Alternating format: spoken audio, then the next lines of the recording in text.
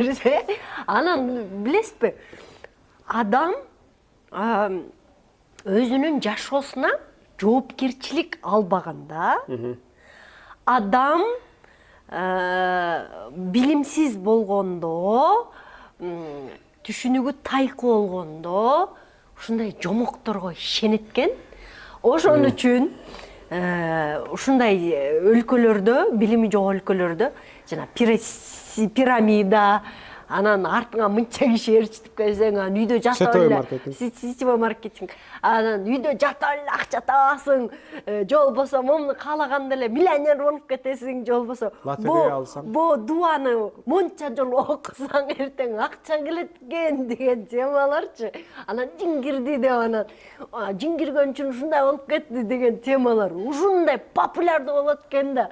Анткени адамдын аң сезими мен күчтүүмүн, мен бул жашоого жоопкерчиликти өзүм ала алам. Кудай берген мага бул күчтү, Кудай берген. Бүгүн кандай иш жасасам, эртең ошонун эле акыбети кайтат деген нерсеге мээси жетпей атпайбы? Анан жанагы ошол жөнүндө айтчы, жана бо дубаны мынча жолу окусаң мындай болуп кетесиң деген тема. Мен чекеден сынап көрдүм, болгон жок. Мисалы, мен азыр мындай каалайт элем кээ бир иштерди бүтүрүп бериштичи. Жок. Анан сен такыба эмессиң да, Кудайга өзүң каршы сүйлөп жүрсөң, сеники каяка кабыл болушу мүмкүн деши мүмкүн. Мисалы, ушуларга менде бир суроо бар да.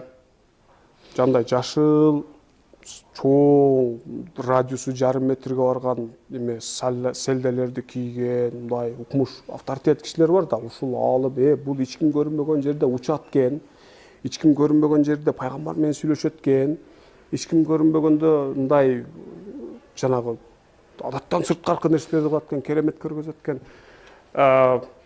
Менде бир суроо да. Биринчиден, ушул нерселердин көпчүлүгү эч ким көрбөгөн жерде болот. Бул кызык. Неге биз тестировать эткенге, көргөнгө, мындай тажрыйбалаганга жабык да, эч ким көрбөгөн жерлер болот. Тоонун башында учуп кеттиптир. Эң жерде келеткен алдынан неме чыккан экен, албаштыны көтөрүп чыгаптыр. Бул биринчи менде кызыктуу суроо. Экинчи суроо. Бүгүн дүйнөдө ушунча согуш болуп атат, ачарчылык, эң көп кыйналган өлкөлөрдө балдардын айыбы эмне, мисалы үчүн? Макул чоңдорго бооруң ачпаса, өздөрүнүн ката кемчилигинен болду. Ошондой кыйын болсо, бир дуа менен Кудайды багыттап кое турган, Кудайдын каалоосун багыттап кое турган күч болсо, мен каалайт элем, дуа кылсын, токтотсун согуштарды. Бүгүн мен билгенден статистика боюнча ар бир 8 секундада ачкачылыктан бир жаш бала өлөт дүйнөдө. Токтотсун, жаш баланын айыбы эмне эле? Туурабы? Капырдын баласы, мусулмандын баласы айыбы жок, ал таптаза, пакиза ал. Дүйнөгө сонун жашайм деген үмүт менен келген. Токтотсун ачкачылыкты. Мына азыр согуш болуп атат, токтотсун. Токтото алабы? Же мусулмандар кыйналып атат, токтото алабы? Токтото албайт. Неге? Себеби ал жок нерсе себеби. Кудай бизге акыл берген, парасат берген, мүмкүнчүлүк берген, жана өзүнүн эрежесин койгон. Дүйнөдө эреже мондай иштейт. Ушул нерсенин аты кадар, башкача айтканда тагдыр. Биз тагдырды пешенеге жазылган нерсе деп түшүнөбүз го. Курандын терминологиясында дүйнөдөгү Кудай койгон кыйшайбас эреженин аты тагдыр. Башкача айтканда, жамгыр жагында суу болосун. Сел келе турган жерден узагыракта жасасаң, ишеничтүү жашайсың. Жана цунамини карап эсептеп ал, болбосо суу басып калат. Жазында эксең, күзүндө бышат. Ошон караң, ушул эрежелерди так билген өлкөлөр эң күчтүү. Мисалы, самолет, азыр самолет учурган өлкөлөрдүн акчасы көп. Же болбосо военный техникасы күчтүү өлкөлөрдүн эмес, экономикасы күчтүү өлкөсү бакылат. Неге? Кудайдын эрежелерин так окуду, так эсептеди, ошого карап ойноду, мындайча айтканда. Анан бизге окшоп, окубай эле коюп туруп, кабырда итак англис тилин сурабайт же математиканы сурабайт, андан көрө Алланын илими деп туруп эле өзүнүн фантазиясын ортого коюп коюп атат. Натыйжада ушул картина.